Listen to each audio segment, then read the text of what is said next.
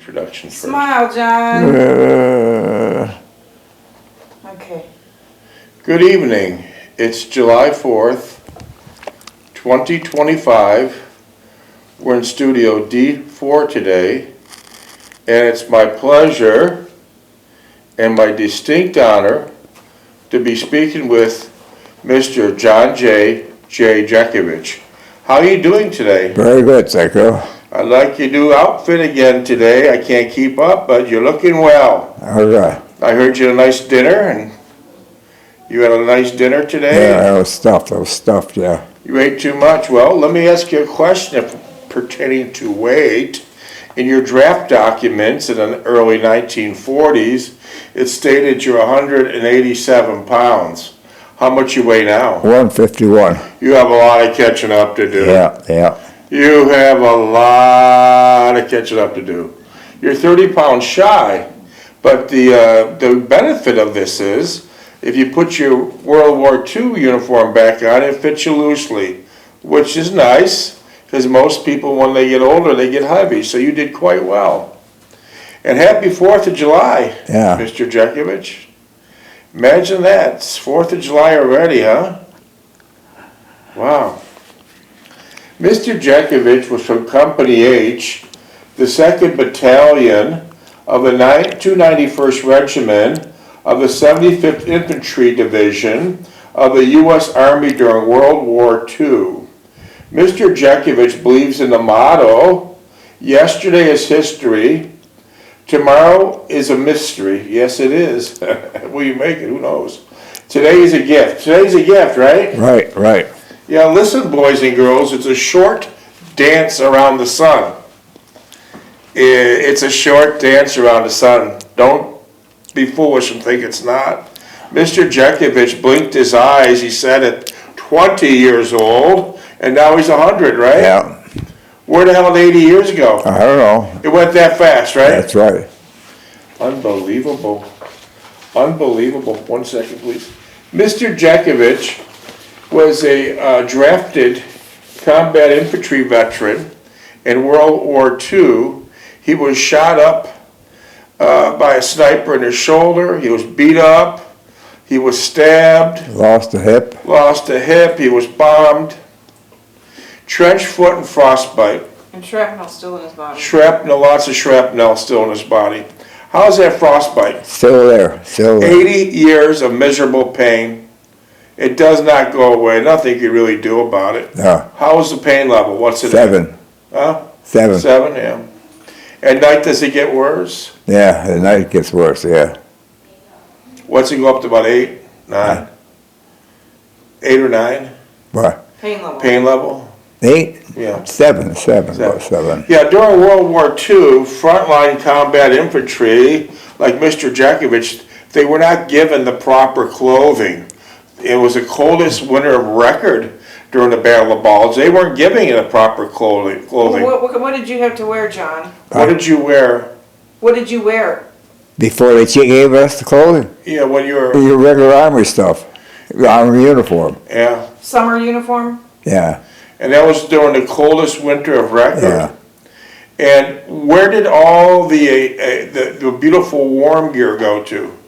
Rear echelon. Yeah. See, the rear echelon are Army soldiers that never make it to the front line. They did give supplies and cook and things like that. But they have first shot at it, so that's went to them. So 80 years later, he's still suffering from frostbite. But we learned so many things from World War II.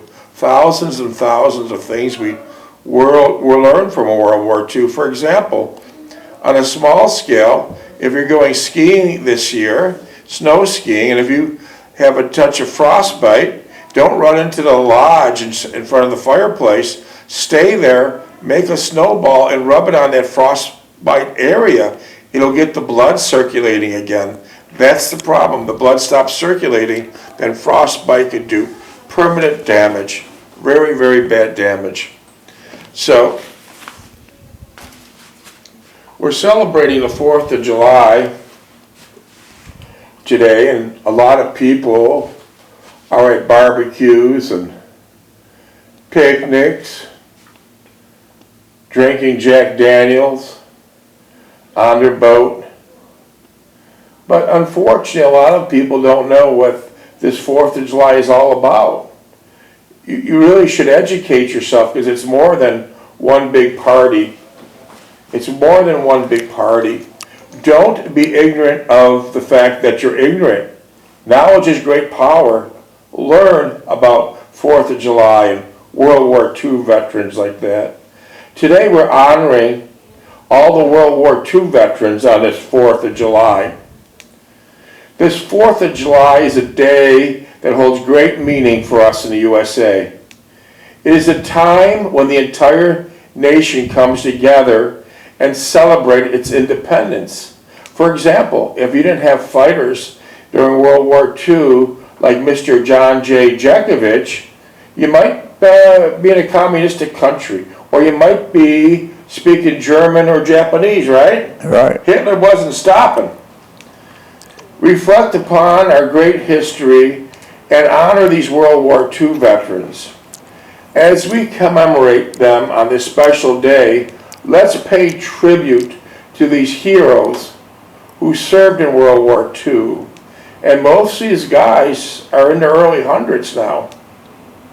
They're in their early hundreds now. During World War II, we had participation of over 16,400,000 young men and beautiful ladies participated on the American side. And now we're down to less than 5,000 of actual combat veterans like Mr. Jeckovich. We're down to less than 5,000 of beautiful combat veterans like Mr. Jeckovich. Now, and we're losing them at a rate of 150 a day, so do the math. Today, let's give us the opportunity to pause and reflect upon the sacrifices that Mr. Jeckovich and others from World War II, the challenges they overcame, and the spirit they represent.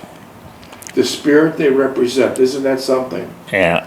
It's considered the greatest generation of all time, simply because they're different than how we are today.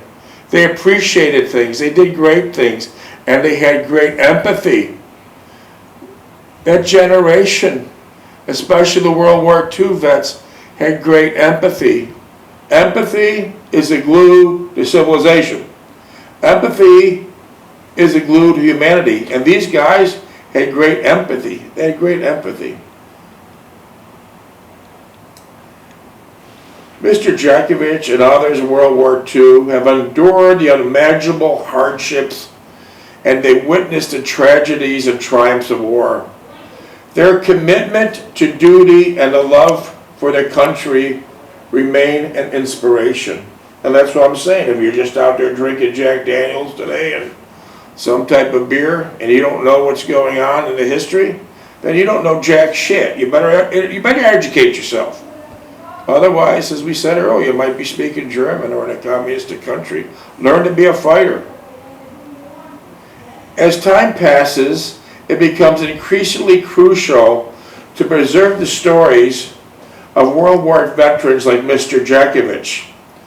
His first-hand accounts offer a unique perspective on the realities of war. War brings a lot of misery and evil, right, Mr. Jeckovich? Yeah. Misery. War, Misery. misery and evil and pain, and the profound impact it had on their lives, still suffering today. By sharing Mr. Jeckovich's experience through his book, Their Mother's Sons and Other Things, we ensure that the sacrifices are not forgotten and that the future generations understand the cost of freedom. It cost a lot to have freedom, right, Mr. Jeckovich? Yep. Look at those beautiful young boys that were slaughtered in Bastogne. Mr. Jeckovich was at the wrong place at the wrong time. He was in Bastogne during the Battle of the Bulge, surrounded by 600,000 Nazis, 6,000 tanks. And you were told to do what in Bastogne? Hold it. Hold. They didn't have air support. The skies were very cloudy. They didn't have ammunition dropped in. They didn't have parachuters. They didn't have food. They did not have anything, but they're told to hold it because if the Nazis got a foothold in Bastogne, that would have been what would happen if the Nazis got a foothold in Bastogne. Yeah. Bad news, right? Yep. They go walk right through. What's that? They walk right through. Walk right through, you're damn right, they keep on going. Were there a lot of times where you guys didn't have any food to eat? Oh, we had food, yeah. Yeah. Running low on, You had your rations, running low on K ammunition, rations. Yeah. running low on ammunition. Well, that was a problem. They had ammo barrels running back and forth all the Yeah. time. But on the fourth day, the skies cleared up, and Mr. Jeckovich still held Bastogne with several other frontline infantry soldiers. However, the casualty rate was 97%. 97%. All the snow was red, blood everywhere, body parts, dead bodies. They sacrificed a lot. So Mr. Jeckovich's first-hand account offers unique perspective and realities of war and the profound impact it had on their lives and our lives. By sharing his experiences, we ensure that the sacrifices are not forgotten and the future generations understand the cost of freedom. Alongside celebrations and festivities today, let us remember many of the World War II veterans and the challenges and needs as they age. Oh yeah, when you become old, it's a fact, you become a human cash register and you need a lot of things. You need a lot of things. Many require assistance with health care, housing, and emotional support. As our community, we can show our appreciation by ensuring they receive the care they deserve. This 4th of July is more than just a day of fireworks and barbecues. It's a time to come together as a nation and celebrating our freedom and paying homage to those who have fought for it. Our World War II veterans deserve our respect and recognition by cherishing their stories, expressing our gratitude and offering support.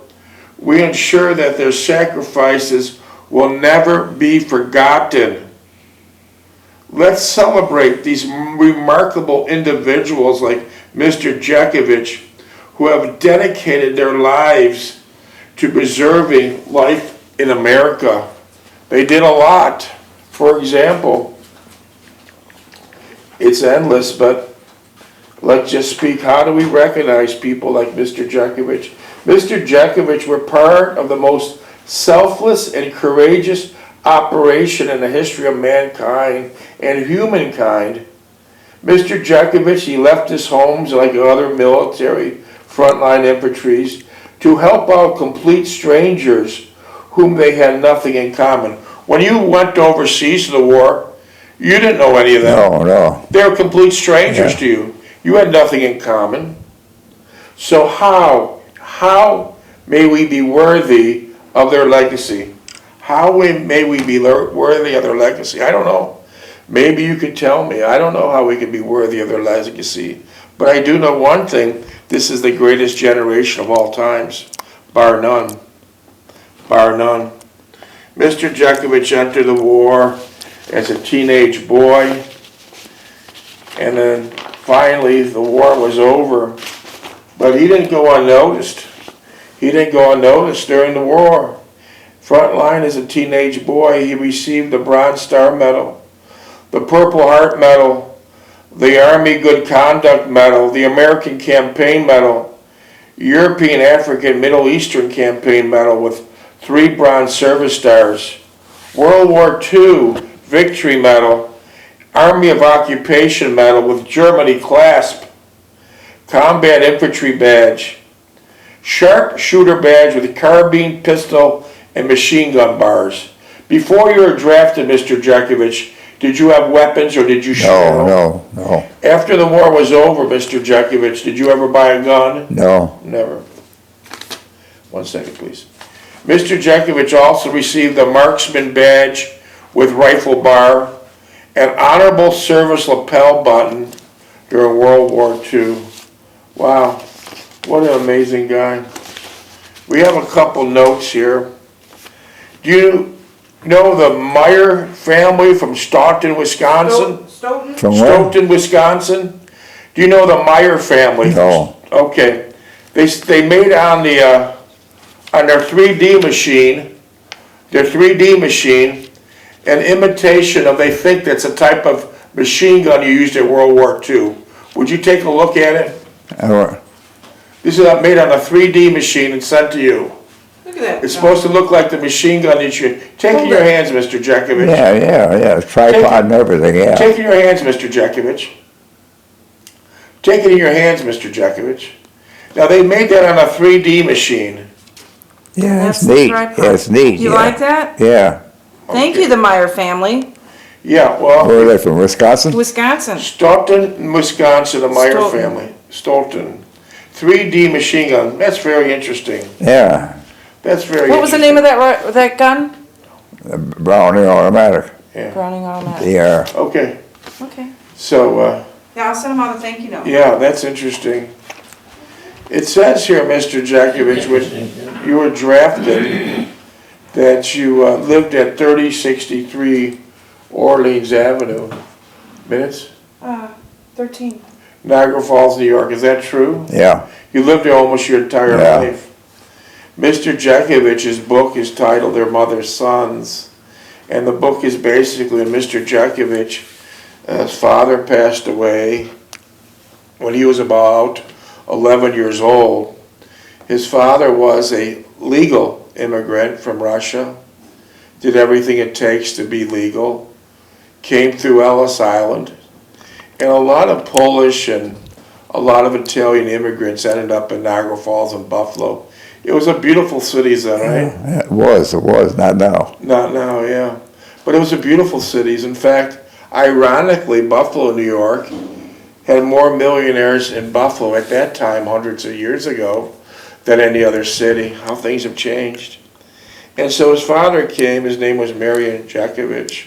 He was a great man and he worked 3 jobs to give this man a better life, to give his family a better life. He worked his ass off, he worked like a slave. On his last job of the day, he was mixing cement by hand. What do you mix it with, a stick? Shovel. A shovel. Is it heavy and hard? Oh, yeah. Yeah.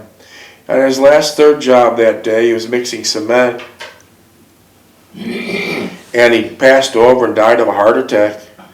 And from that point on, Mr. Jeckovich was the caretaker of his mother from his age 11 to her demise at 89. And Mr. Jeckovich's father, when he came to the United States legally through Ellis Island, there was no handouts to give, but I assure you that generation would never accept a handout. If you didn't earn it, you didn't take it. These guys worked and they built New York brick by brick by brick, board by board by board, to be a better state. They did that to be a better state. They were an unbelievable generation. They worked so hard to make things better. Today, unfortunately, the immigrants come and they work the system, complete opposite what they did 100 years ago. Those immigrants 100 years ago were great people. They built the state, they built the country, and they're always giving back. Mr. Jeckovich, you do not have a accent. How come? Well, my parents talked English. My father said, we're not Russian, we're not Polish, we're American, we're talking American. So your father had a strict rule, a very, Only very English. strict rule. When you're at home, you don't speak Russian, you don't speak Polish, Yeah. you speak English. So this is why you have no accent. Yeah. How about the rest of the people on Orleans Avenue? Do they have a bad accent? Well, yeah, they spoke their native tongue. They didn't try to speak English. Yeah. Yeah.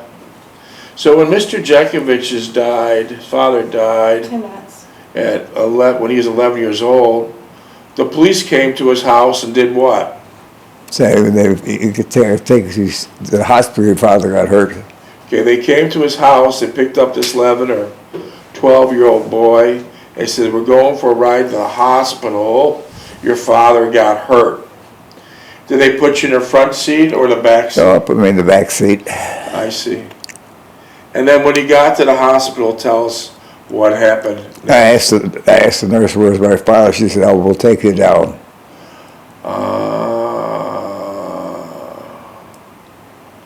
And at that point, what did you think?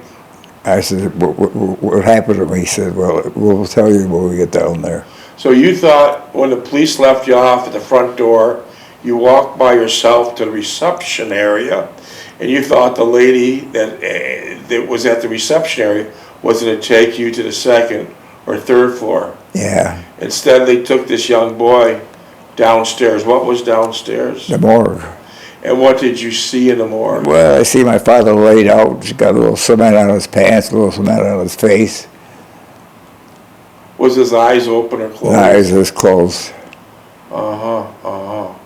So they asked you to identify the body? Yeah, go through his pockets. And then what happened next? You had to go through his pockets? Yeah. What did you discover by going through his That pockets? can of Prince Albert, and the papers they're making up in matches, keys for the house, What else? Any change? any change, yeah, a couple of quarters. So that's basically at this time all your father owned. Yeah. When they had Prince Albert, for those who don't know, that's a tobacco. Yeah. And back then, people used to roll their own cigarettes. Was your father a heavy smoker? No, probably 2 a day. 2 a day. We couldn't smoke at home. Your mother didn't let him smoke in the house? Oh, no. So where did he smoke? Outside. He smoked outside. 3 different jobs. Wow. And he was like 39, 40 years old. And Mr. Jeckovich was 11 or 12. And that at this point, Mr. Jeckovich cared for his mother. They lived in the same house until she died at the age of 89. He made many, many sacrifices, but on the 4th of July, let's talk about one of them. One of the sacrifices he made, you didn't enlist in World War II. Why? Well, I wanted to take about care of my mother for as long as I could. Okay. So Mr. Jeckovich didn't enlist. He wanted to get drafted. He wanted Uncle Sam to come get him when it's time for his number to come up to be drafted, so he could spend much more time caring for his mother. So let's look this over. When you enlist, you can get a real easy job. You can get a real easy job. Give me an example. Your brother enlisted, and what did he do? Teaching Lucas how to drive a Jeep. His brother enlisted, and he teaches young cadets how to drive Jeeps. Did your brother have some special talent? No, he accidentally run into the fire hydrant. So he ran into a fire hydrant. And I guess in the great eyes of the U.S. Army, now you're a qualified instructor. So Mr. Jeckovich 6.5. waited to get drafted so he could spend more time caring for his mother. And then what happened next when you get drafted during World War II, guess what? Your ass is going to the front line combat infantry, right? Right. Frontline infantry. That's where Mr. Jeckovich was shot in the shoulder, beat up, stabbed, bombed with a dirty bomb. Tell us what a dirty bomb is. They put razor blades in, knives, screwdrivers, and everything else. Yeah. Frostbite, trench foot. Still suffering from frostbite today. A side note about this dirty bomb, the story doesn't end there. The dirty bomb, they put in old wrenches, bolts, old rusty items, razor blades. So when they blow it up, the Nazis blow it up over these teenage army soldiers, it does great damage. Your buddy Donald Lape, he got hit by it, and you kept on telling him to keep down, right? I think he kept popping his head, and they found it. The Germans zeroed in on him and he killed him. Show us how he popped his head up. I said, Lape, get your head down. What are you looking for? Get your head down. He Put your wouldn't hands listen. over your head. Yeah.